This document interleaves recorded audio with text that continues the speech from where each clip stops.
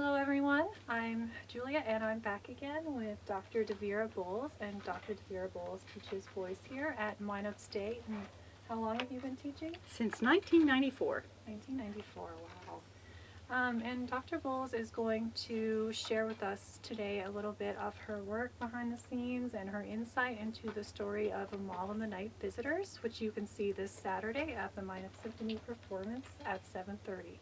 So if you have not gotten your tickets yet, you're going to want to do that because they are limited. So Dr. Bowles, for those who are unaware of the story of Amahl, could you just kind of give a brief synopsis and kind of describe its importance at Christmas time?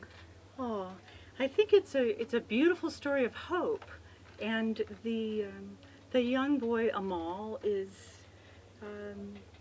he's full of hope himself. He's got a lot of positive energy, and he and his mom are quite poor. And as she's bemoaning the fact that they're so poor now that they're going to have to go begging, he's excited. He said, I can do it. I'm going to be a great beggar. So this energy that this poor crippled child has starts the story with hope. And then as the three kings come through, he sees them before she does, and he doesn't convince her that they're real. So there's that moment when he says, I was telling the truth. But the three kings are on their way to visit the Christ child. They bring with them gifts which bedazzle her, and she's so humbled that they come, and she has nothing to offer them. And so she goes to fetch wood, and also the shepherds all come to bring things, and this coming together, this sense of community that happens in and of itself is a beautiful thing. And there's a celebration for these honored guests, and so Bernat Mussafarov's wonderful dancers are going to dance, and the orchestra is playing, and Lindsay Kurzman's wonderful 75 voice high school choir is going to perform. And so we have a mix of professionals, and we have a guest mezzo that's coming from Pennsylvania that has ties to Ephraim and Susanna. Phil Zavisha, who's been with us before, he's one of the kings. My husband is one of the kings. And so we have this mixture of town and gown and community, and this beautiful story of hope that's told because Amahl is given a gift by the kings, and you have to come to see the show to know what the gift is. But my job behind the scenes is to help prepare the opportunities that my singers get. So I've helped Amahl in her lessons learn her part, and then we build costumes. Yes, And you've been very busy. Casper sings, this is my box, but I say, this is my shop.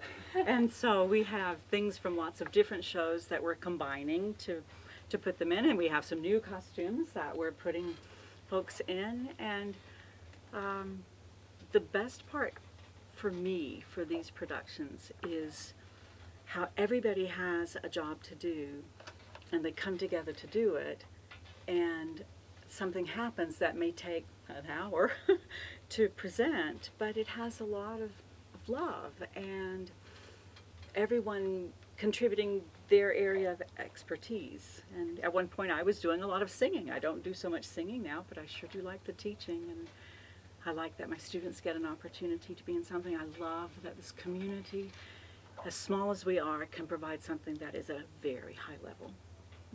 So I think I wandered off the path, but I'm known for that. But that's okay, and I think it's safe to say that you've put a lot of love into everything you do. So for this production particularly, how many costumes have you had to put together? That's a Laurel Livingston question, because she will always say, DeVera, how many more skirts do we have to build? And I say, just keep building, because it makes me nervous to count. But we are lucky that we were able to rely on lots of things that we already have. So there are elements that were in Joseph and the Amazing Technicolor Dreamcoat that will be used. There are things from Orpheus in the Underworld that we're using. We're repurposing some skirts that need to be shepherd shoulder drapes. But building costumes from scratch, probably 3. And that's a very small number. So tunics that we used before have king sleeves now that get added.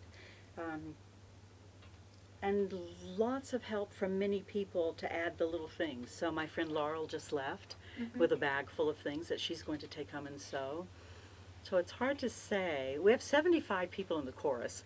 They will be in a black foundation color. They're in their choir attire, and then we just will decorate them, sort of like Christmas trees. I don't know, like shepherds, but it's small in terms of how much we've had to build. It's large in making sure that everybody feels good in what they have, because we don't have a lot of time to shape everything to them. So we're just going to do a lot of, here, take this, put this on, it's great, smile, stand up straight. Well, I think it's going to be a beautiful production, which you definitely do not want to miss. So come on down on Saturday. It's I have exciting. one more question for you, Dr. Bowles, regarding Megan Clevy. And we spoke to Megan earlier in the week about her lead role as the little boy Amahl.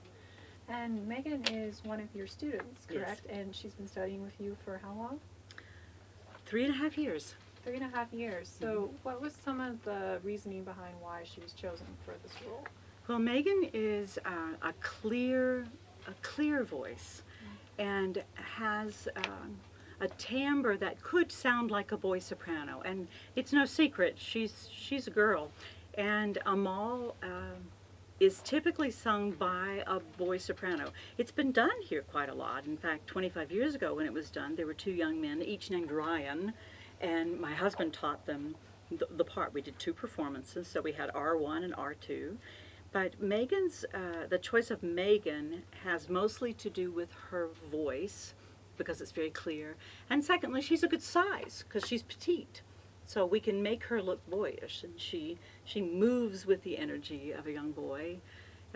She's also very talented and very smart. So there's a lot of music to learn, and while you're moving around singing this music with the correct rhythms, pitches, we hope for that, and the right words, and a beautiful timbre, she's moving because she's acting. So with people that we've not had weeks and weeks to pull it together, just in a week to pull it together.